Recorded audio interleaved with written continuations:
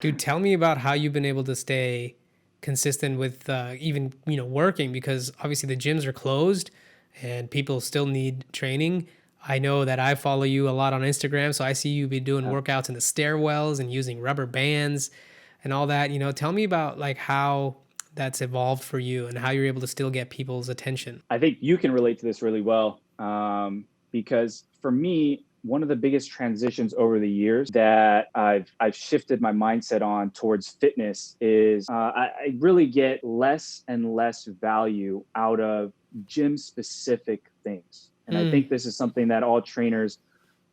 It's only going to help you if you learn to do this. Is look, there's certain, and I'll use this example. If I was single and I was dating, and which by the way, you guys did a great video on the Tinder. I loved it. I loved it. But if I'm on Tinder and I message a girl, hey, I can deadlift 600 pounds. I'm sitting there thinking I'm really cool. It, like the girl's gonna be like, great. Great. Like you might as well have said 200 pounds, Right. 300 pounds. It's gonna be exactly the same, right? So the value that these very gym specific movements, activities, it's kind of its own arbitrage. It's kind of this own world. Like what people really care about, you don't need the gym for. Hmm. You don't need it. Okay. Like of course there's people that go to the gym to look good. But Socialize. they go to the gym to like be the queen or king of the Oh, gym. They look good 100%, in the gym. dude. You and I can stay on this and talk about this before we move on. I Oh think yeah. one of the biggest things that I've noticed as a trend shift is like the clothing line for women is Oh my just god. nuts, dude. Like from the time when you and I were at UCI at the gym, right? To Mm-hmm. like seeing maybe like two girls in the gym to now like seeing more girls in the gym than guys. I've actually made this Yep. statement to my wife and maybe earlier on this podcast is that I've actually noticed that the guys are actually way behind on their like game in terms of like being physically fit and having like that Yeah. it factor, that little freakiness, that hard Mm-hmm. work. And I see a lot more women now that are really like putting the effort in because they understood that all it takes is consistency and time. And now there's some Yeah. beautiful physiques out there that are just trumping all Amazing. the guys out there. It's crazy. I don't know if you've noticed that in your career, like if you're noticing a lot of guys are starting to maybe take it a little easier. I think there was a lot of this when Instagram first started getting popular on FitFam. It's like every other Mm-hmm. third guy, fourth guy that was going to the gym was like talking about his progress and his fitness journey. Yeah. But now I see a lot more Yeah. women doing that than guys. And yeah, Yeah. you're right. There's a lot of preconceived notions around the gym where you feel like you have to go in and you got to do these exercises, otherwise you didn't really have a good workout. But at the end of the day, if you were to look at it, your body doesn't know the difference. All it knows is the stress and the amount of work you did and the time under tension. So it's going to recover and rebuild just the same. So I think it's fascinating that you've been able to get creative. I think you have a whole book on Yeah. band workouts, which is I amazing. do. Because what couldn't you do with just a little bit of creativity and some resistance, and, Yeah. and bands are the good way, even stuff around the house. It's really Yeah. just about, I think shifting the mindset around getting yourself to think that, okay, a good workout isn't only a good workout if you go to the gym. There's plenty of Mm-hmm. things you can do outside the gym that'll get you the Absolutely. results you want, right? So Absolutely. that's really, really Absolutely. fascinating, man.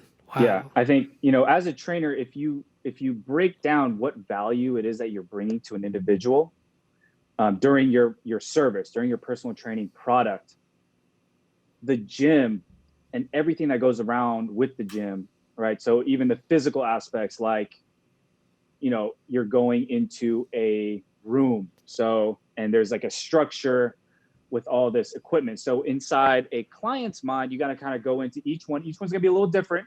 Let's take a general client is going to say, well, this is a place where I think people get fit. Therefore, if I do something in here, I must be doing the right thing. I must be going along this right path. That piece of value is something that you can only get in the gym, right? Mm-hmm. So that's something you're going to have to, as a trainer, assess and see how big of that value is to that person.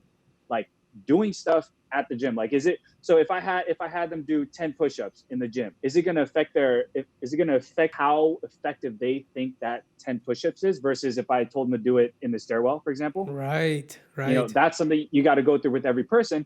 And I guarantee most people don't care. It doesn't matter. As long as I'm there and as long as I give them instructions on the exercise, it doesn't matter if you do it in the gym. It doesn't matter if you do it on the roof. Doesn't matter if you do it anywhere.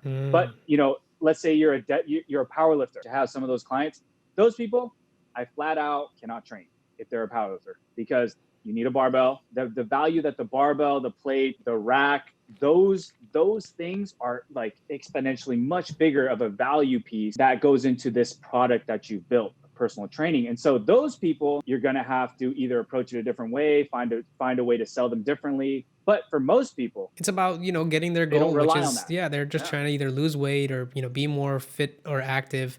And you can do exactly. that in many different ways. It's about retraining that mindset. I really love that. I think before we did this podcast, like we were talking about this, I think you mentioned that even though this is a tough time for a lot of people, personal training for you has actually, it's on the boom, man. It's on Yeah, the it's on rise. the well, it's on the boom because a lot of my competitors are not working, and Right. so I've gotten many leads, more than usual, I would think, on just people that want to train. And since the gym is closed, I'm not. I don't have to pay commission. I can just take them in the stairwell, and like, so I'm living my dream right now. This is great. I mean, it's a bad situation. I want to say that for sure. But business wise, Right. it's one of the best things that